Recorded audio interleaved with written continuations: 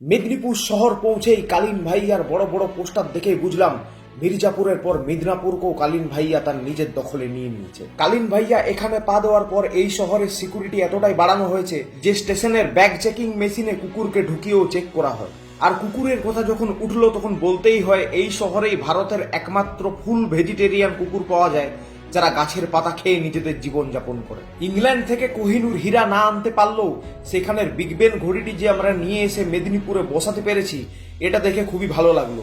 কিন্তু ঘড়ির দুটি ডায়ালের কাঁটা আলাদা আলাদা চলায় বুঝতে পারলাম আমরা ঘড়িটি নিয়ে এলেও এর ব্যাটারি আনতে ভুলে গেছি। মেদিনীপুরেই ভারতের একমাত্র শহর যেখানে ব্যাটারি চালিত 125 সিসির বাজাজ ডিসকভার টোটো পাওয়া যায়। আর সম্প্রতিকালে সরকার থেকেও এই শহরে শিল্পায়নের প্রতি বিশেষ গুরুত্ব ও জোর দেওয়া হয়েছে। মেদিনীপুর মেডিকেল কলেজে এসে বুঝলাম সাফল্যের সিঁড়ি সবসময় তোমাকে সাফল্যের দোরগোড়ায় পৌঁছে দেয় না, মাঝে মধ্যে সাফল্যের জানলা গোড়াতেও পৌঁছে দেয়।